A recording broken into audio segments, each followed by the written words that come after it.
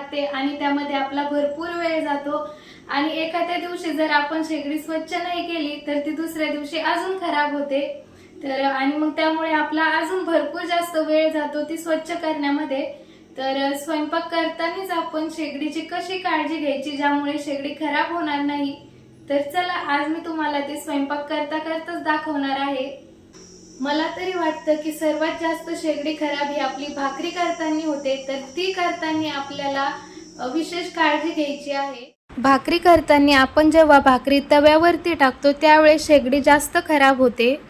तर भाकरी तव्यावरती अशी टाका की ज्यामुळे ती उडणारच नाही। तर भाकरी तव्यावरती टाकताना आपण ती कशी टाकतो तर अशी एका हाताने टाकतो आणि भाकरी अशी टाकल्यामुळे मग सगळं पीठ आपल्या शेगडीवरती उडतं। मग पीठ उडू नये म्हणून यासाठी भाकरी कशी टाकायची तर अशी अलगद दोन्ही हाताने पकडून तव्यावरती टाकायची। अशी जर तव्यावरती भाकरी ठेवली तर आजूबाजूला पीठ उडणारच नाही। यानंतर भाकरीला पाणी लावताना पाण्याचं भांडं आणि भाकरी यामध्ये जर गॅप असेल तर भाकरीला लावताना पूर्ण पाणी शेगडीवरती त्याचे शिंतोडे उडतात। हे पहा असे मग पुन्हा ती शेगडी खराब होते। तर हे पाण्याचे शिंतोडे उडू नये यासाठी काय करायचं तर हे पाण्याचं भांडं आपल्या हातात घ्यायचं आणि मग एका हाताने भाकरीला पाणी लावायचं। पाणी जर भाकरीवरती एक्स्ट्रा झालं तर मग ते इथल्या इथं आपल्याला लगेच काढूनही घेता येतं आणि मग यामध्ये आपली शेगडी अजिबातच खराब होत नाही। भाकरी करताना आपला उजवा हात जास्त खराब होतो आणि मग तोच हात आपला बटनाला लागतो। तर तसं न करता आवर्जून गॅस डाव्या हाताने कमी जास्त करा, यामुळे गॅसचं बटन देखील खराब होणार नाही। ही काळजी जर आपण भाकरी करताना घेतली तर कितीही भाकरी केल्या तरी सुद्धा आपली गॅसची शेगडी खराबच होणार नाही।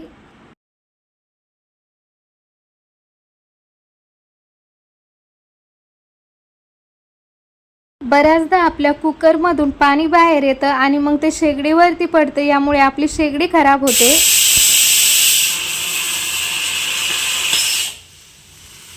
तर कुकरमधून पाणी बाहेर येण्याची कारण काय आहे?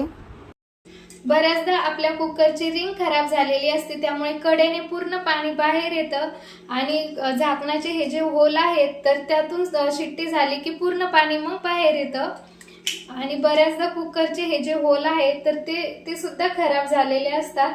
तर रिंग खराब झाल्यावर यावर सुद्धा आपल्याकडे उपाय आहे। तर काय करायचं, रिंग आपल्याला कुकर लावायच्या अगोदर 20 मिनिटं ते अर्धा तास फ्रीजमध्ये ठेवायची आणि त्यानंतर मग कुकर लावायचं।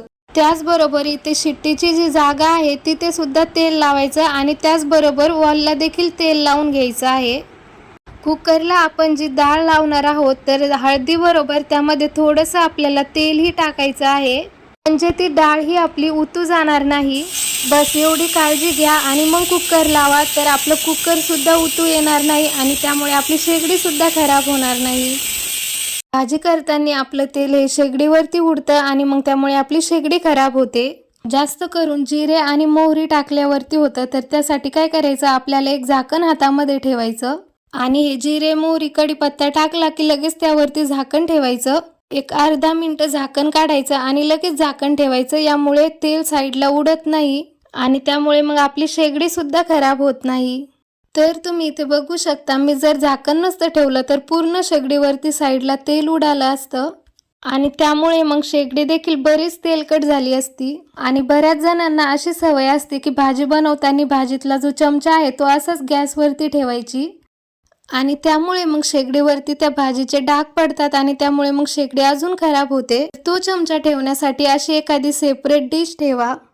भाजीला कोशिंबिरीला ज्यावेळेस आपण वरून फोडणी देतो त्यावेळेस भरपूरसं तेल आपल्या शेगडीवरती उडतं, तर अशा वेळेस काय करायचं तर अगोदर तेल गॅसवरती चांगलं गरम करून घ्यायचं आणि तो पॅन असा ओट्यावरती ठेवायचा आणि त्यानंतर मग जिरे मोहरी कढीपत्ता कोथिंबीर टाकायची आणि तेल उडालं पण तर मग ते किचन वाट्यावरतीच उडतं, त्यामुळे किचन वाटा आपण एकदम इझिली साफ करू शकतो। तर बघा ओट्यावरतीच तेल उडालेलं आहे, तर ओट्यावरती एक असा कपडा फिरवला तरी सुद्धा ओटा स्वच्छ होऊन जातो। डाळ किंवा भात तुम्ही अशा पद्धतीने ज्यावेळेस पातेल्यात लावता त्यावेळेस तो हमखास उतू जातो। तर त्यासाठी काय करायचं, शक्यतो मोठं पातेलं घ्यायचं जेणेकरून तो सारखं उतू जाणार नाही।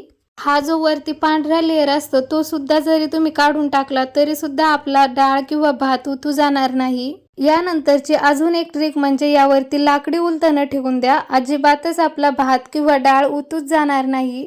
या पद्धतीने जर आपण स्वयंपाक करताना गॅसच्या शेगडीची काळजी घेतली तर मला सांगा गॅसची शेगडी खराब होईल का? तर अजिबातच नाही। आणि मग ती स्वच्छ करण्यासाठी आपल्याला वेळ तर अजिबातच लागणार नाही। पण स्वयंपाक झाल्यानंतर गॅस तर एकदा पुसूनच घेतला पाहिजे। त्यासाठी मी इथे एका स्प्रे बॉटलमध्ये थोडंसं विम जेल आणि पाणी घेतलेलं आहे। हे मी आता पूर्ण गॅसवरती स्प्रे करणार आहे आणि त्यानंतर फक्त गॅस कपड्याने पुसूनच घेणार आहे। तर पहा आपला गॅस एकदम 5 मिनिटात चकाचक होणार आहे। तर तुम्ही सुद्धा रोजचा स्वयंपाक करताना गॅसची शेगडी अशा पद्धतीने स्वच्छ ठेवण्याचा नक्की प्रयत्न करून बघा। म्हणजे गॅस स्वच्छ करण्यासाठी आपला भरपूर वेळ जातो तर तो जाणार नाही। पटकन आपली गॅसची शेगडी स्वच्छ होईल आणि यामध्ये आपला भरपूर वेळ वाचेल। तर मैत्रिणींनो, तुम्हाला आजचा हा आपला व्हिडिओ आवडला असेल तर आपल्या व्हिडिओला एक लाईक करायला अजिबात विसरू नका आणि चॅनलवरती जर नवीन असाल तर चॅनलला नक्की सबस्क्राईब करा। आणि अजून एकदा भेटू अशाच एका नवीन व्हिडिओमध्ये, तोपर्यंत बाय बाय।